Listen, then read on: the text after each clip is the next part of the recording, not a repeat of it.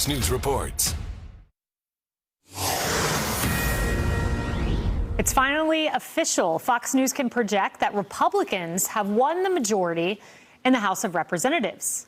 This gives the GOP a government trifecta.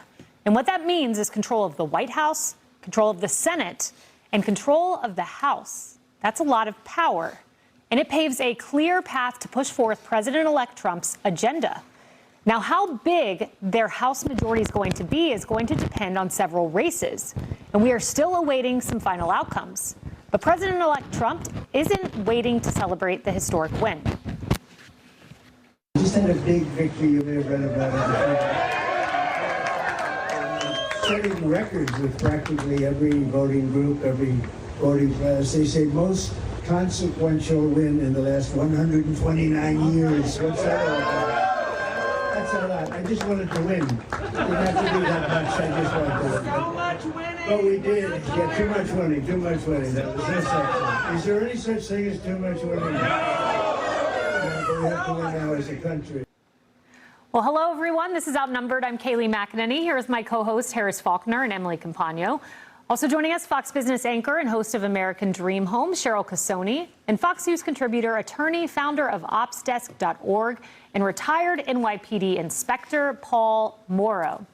Paul, I was thrilled to talk to you today. This is a big deal, a trifecta. It's a narrow majority. We don't know how big. At this moment, it's 218 to 208. There are 9 outstanding House races that will determine how big. Regardless, it will be narrow. This is kind of the way of the future. You're no longer going to see 30-seat House majorities. Right. It will be narrow. But the first time in 6 years, Republicans have had a trifecta. So there's a long wish list, right? And, you know, you have energy, you have SCOTUS, you have a whole bunch of things. Let me stay within my lane here, public safety. The thing they're going to be looking at right away is obviously going to be immigration. They're going to try to get off the board very quickly on that. Now, you don't need legislation to do that. The laws that are in place will suffice. You just need the guy to do it. In this place, you got Homan. But legislatively, what would be good is to put through something, finally, that has the good parts of that bipartisan debacle that was shoved down our throats several months ago and actually formalizes certain things. And this, to me, is the big one. Reentry is a big hit. Because all of the stuff that we do, rounding up the gangs, I've talked about the Joint Anti-Migrant Crime Teams, a national GTTF model, none of that matters a pinch if when you get these guys, you say, we're going to get them out of here so we don't have to take care of that care and feeding for 20 years in jail. We're going to send them back. Well, if they just walk back across the border, what have you accomplished? Reentry, draconian hit. Yeah, that's a big deal. And Tom Homan, Stephen Miller, people who have been there and know what to do at the helm of that process. You know, one big item, Harris, is those who are going to the administration. We know that there are 3 House seats that are going to be up for grabs, going to the admin. Governor DeSantis, who is over 2 of those House seats, has indicated to House Speaker Mike Johnson they will have special elections soon, perhaps with 1 or 2 of them before January 3rd. That's a big thing. Yeah, I think the one that it probably causes least consternation is Mike Walz, right? Because he won by a lot. It's a red state. It's a red district. He's fine. Elise Stefanik is another in New York where others are looking at, you know, would there be redistricting that could put pressure on that? That would mean a Democrat in a blue state would go up against a Republican in a blue state. Right. She's popular, and she won by a lot. She did well. But then who do you fold in behind her that you're not going to need in other positions? So it is tricky. I had on Senator Moore Capito today, and she's now in charge of the policy arm for the Senate. And what's interesting that she said is they do have that big agenda that you talked about. She feels confident that they can get it done definitely in the Senate with what they have as a majority. But she's confident that even if the president needs to take some people out of the House, that they can still get it done, that there's that much cohesion among the members, particularly under Mike Johnson's leadership as Speaker.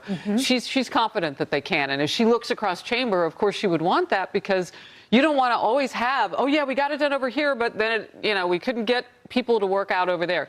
She thinks there's much more cohesiveness among Republicans on the Hill in general. Yeah, and with Elise Stefanik's seat, I believe that's New York's 21st district. There was a Democrat there. Then Elise got the seat. She held it for a decade. So you have to find a worthy successor. She's that popular. Absolutely. That can come in and hold that mantle. You know, Emily, the leadership of House Speaker Mike Johnson, yesterday he got a unanimous vote. There still has to be a formal vote in January, but he has the full support of President Trump. He's in lockstep with the agenda. Now you have Thune coming in, who hopefully can fold into that nice mix. But I mean, in January, should you have, they say conservatives might, buck what's going on and try to push them. I don't think that's going to work. You have Trump behind Mike Johnson, but you have these three leaders who are ready to go on day one. Yeah, and as Speaker Johnson says, look, he's the quarterback, right? Donald Trump is the coach. So selfishly, I guess, let's just hope it's a West Coast offense that they play. And here's what I'm thinking to your point about the prolific nature of what's ahead of us. And as we talked about yesterday, John Thune came out on November 6th and said, let's get to work. Essentially, I can't wait to get to work with these guys. Is to me a surgical nature. I want a surgical approach. I want every day a lean operating machine. I don't want huge bills where there's a million things that, yes, it will still pass given the majority, but I think the issue is the effect. The issue is the impact.